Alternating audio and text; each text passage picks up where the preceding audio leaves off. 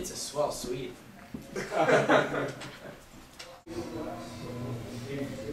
Open another window. There aren't any more. Well, we'd better telephone for an axe. The thing to do is forget about the heat. It only makes it 10 times worse by crabbing about it.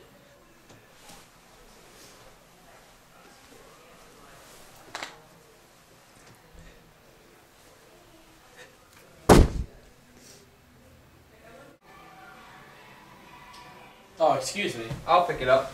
I've got it.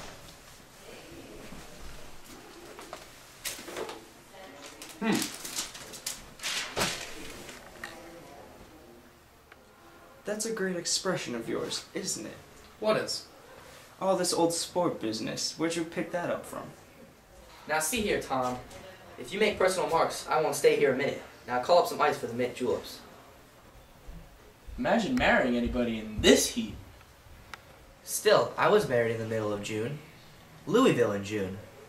Someone fainted. Who was it that fainted, Tom? Biloxi. Ah, a man named Biloxi. Biloxi.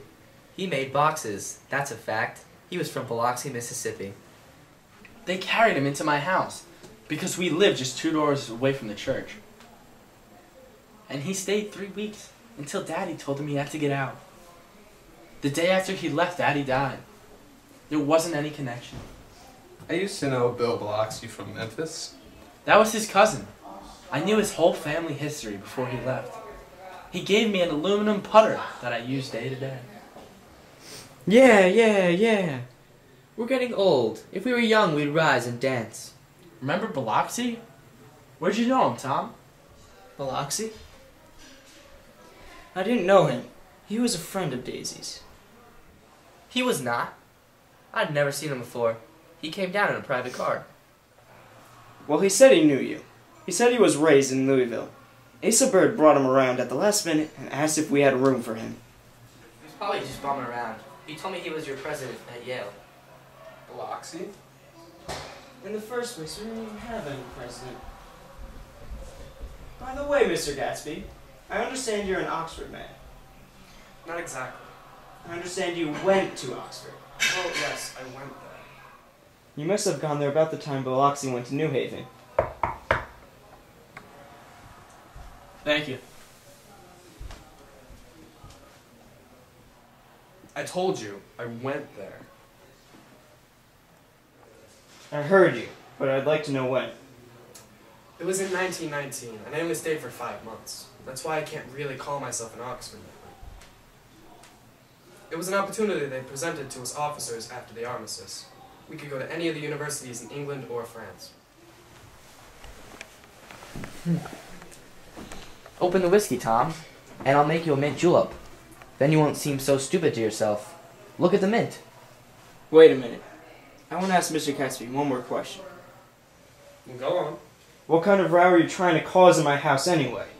He isn't causing a row. You're causing a row. Please have us a little self-control. Self-control? I suppose the latest thing is to sit back and let Mr. Nobody from nowhere make love to your wife. Well, if that's the idea, you can count me out. Nowadays, people begin by sneering at family life and family institutions. And next they'll throw everything overboard and have intermarriage between black and white. We're all white here. I know I'm not very popular, and I don't have big parties. I suppose you've got to make your house into a pigsty in order to have any friends in the modern world. I've got something to tell you, old sport. Please don't. Let's just all go home. Why don't we all just go home? That's a good idea. Come on, Tom. Nobody wants a drink. No, I want to hear what Mr. Gatsby has to tell me. Your wife never loved you. She loves me. That's crazy. She never loved you, do you hear? She only married you because I was poor and she was tired of waiting for me. It was a terrible mistake, but in her heart, she never loved anybody but me. Sit down. Daisy, what's been going on? I want to hear all about it. I told you what's been going on. It's been going on for 5 years and you didn't know a thing about it. It's been going on for 5 years? Not seeing. No, we couldn't meet. But both of us loved each other all that time, old sport, and you didn't know. I used to laugh sometimes to think that you didn't know. Oh, that's all. You're crazy. I can't speak about what happened 5 years ago because I didn't know Daisy then. And I'll be damned if I see you go within a mile of her unless you brought the groceries to the back door. But all the rest of that's a goddamn lie. Daisy loved me when she married me, and she loves me now. No. She does, though. The trouble is sometimes she gets foolish ideas in her head, and she doesn't know what she is doing. And once more, I love Daisy too. Once in a while, I go off on a spree and I make a fool of myself, but I always come back then, and I love her all the time. You're revolting. Do you know he left Chicago? I'm surprised they didn't treat you to the story of that little spree. Daisy, that's all over now. It doesn't matter anymore. Just tell him the truth, that you never loved him, and it'll all be wiped away forever. Why, how could I love him? Possibly. You never loved him. I never loved him. Not at Capolini? No. Not the day I carried you down from the punch bowl to keep your shoes dry? Daisy? Please don't. There, Jay. Oh, you want too much. I love you now. Isn't that enough? I can't help what's past. I did love him once, but I loved you too. You loved me too? Even that's a lie. She didn't know you were alive. Why, the things between Daisy and me that you'll never know. Things that neither of us can ever forget. I want to speak to Daisy alone. She's all excited now. Even alone, I couldn't say that I never loved Tom. It would be a lie. Of course it wouldn't. As if it mattered to you. Of course it matters. I'm going to take better care of you from now on. You don't understand. You're not going to be taking care of her anymore. I'm not? Why is that? Daisy's leaving you. Nonsense. I am, though. She's not leaving me. Certainly not for a common swindler who would have to steal the ring he put on her finger. I won't stand this. Oh, please, let's get out. Who are you anyhow? You're one of that bunch that hangs around with Meyer Wolfsheim. That much I happen to know. I've made a little investigation into your affairs, and I'll carry it out further tomorrow.